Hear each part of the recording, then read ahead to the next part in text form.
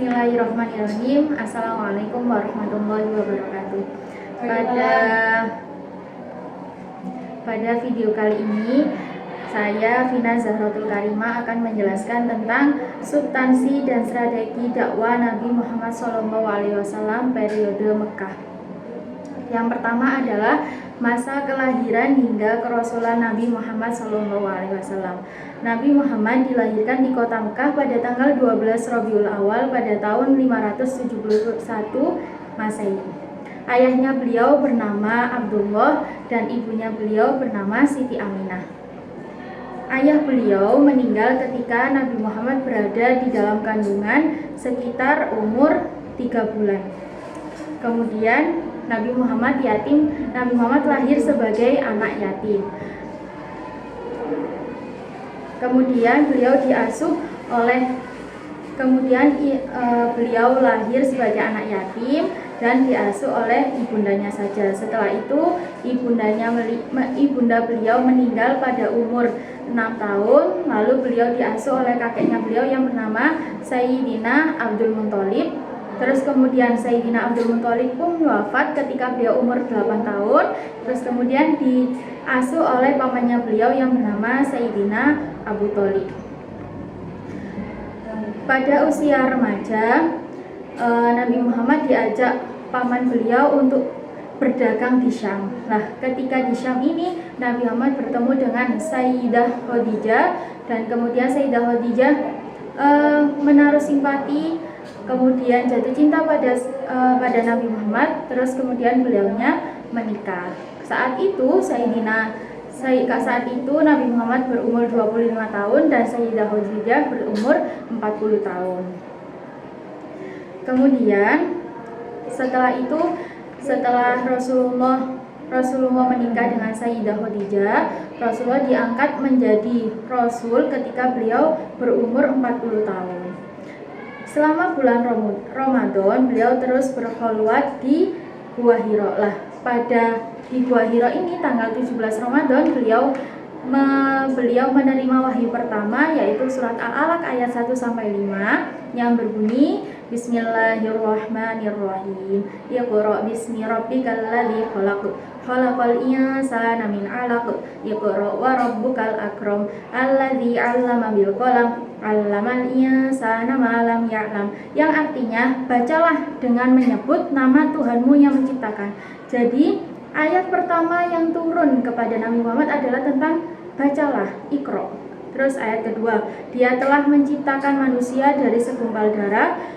Yang ayat ketiga, bacalah, dan Tuhanmu yang maha mulia, yang mengajar manusia dengan pena, dia mengajarkan manusia apa yang tidak diketahuinya. Quran surat Al-Alaq ayat 1-5. Kemudian setelah bercerita tentang masa kelahiran Rasulullah sampai beliau menjadi Rasul, di pembahasan selanjutnya adalah tentang strategi dakwah Rasulullah.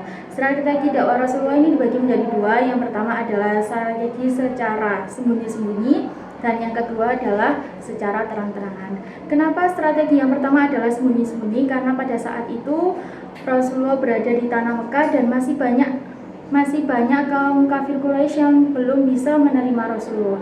Akhirnya beliau berdakwah dengan cara sembunyi-sembunyi, dengan cara perorang-orangan, dengan cara sembunyi-sembunyi, karena takut jika terang-terangan nantinya banyak kafir Quraisy yang akan langsung menghina beliau. Jadi beliau berdakwah secara sembunyi-sembunyi. Itu terjadi mulai tahun 1 kenabian sampai tahun 3 kenabian.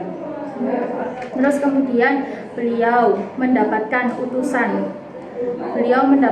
utusan untuk berdakwah secara terang-terangan pada tahun 4 kenabian. Dakwah Nabi secara terang-terangan itu terjadi pada tahun keempat kenabian setelah Rasulullah mendapatkan wahyu dari Allah pada Quran surat Asy-Syu'ara ayat 214 sampai 216 yang artinya, dan berilah peringatan kepada kerabat-kerabatmu yang terdekat, serta rendahkanlah dirimu terhadap orang-orang yang mengikutimu, yaitu orang-orang yang beriman. Jika mereka mendurhakaimu, maka katakanlah, sesungguhnya aku tidak bertanggung jawab terhadap apa yang kamu kerjakan. Quran Surat Asy-Syu'ara ayat 214-216. Terus dilanjutkan dengan Quran Surat Al-Hijr ayat 94 yang artinya, maka sampaikanlah olehmu secara terang-terangan segala apa yang diperintahkan kepadamu dan berpalinglah dari orang-orang musyriklah. Karena beliau mendapatkan wahyu itu dari Allah, maka beliau melaksanakan dakwah secara terang-terangan. Dengan cara itu terjadi selama 13 tahun. Nah, dakwah beliau difokuskan pada hal-hal terpenting seperti memperbaiki dan meluruskan keyakinan akidah masyarakat Arab, terus memperbaiki akhlak masyarakat Mekah yang mengalami dekadensi moral seperti maraknya perjudian, homer, berzina, terus bahkan membunuh bayi perempuan. Jadi dulu di Mekah itu kalau ada bayi perempuan yang lahir langsung dibunuh hidup-hidup. Terus kemudian yang ketiga, mengubah kebiasaan taklid kepada nenek moyang dan meluruskan segala adat istiadat yang menyalahi hukum Islam. Yang terakhir, menanamkan keyakinan akan kedatangan hari kiamat sebagai hari pembalasan bagi umat manusia. Jadi dakwahnya beliau di Mekah difokuskan pada 4 hal itu. Oke, itu saja yang bisa kami sampaikan. Itu tadi dari strategi dakwah Rasulullah ketika periode di Kota Mekah. Cukup sekian, ada kurang lebihnya mohon maaf. Semoga bermanfaat. Wassalamualaikum warahmatullahi wabarakatuh.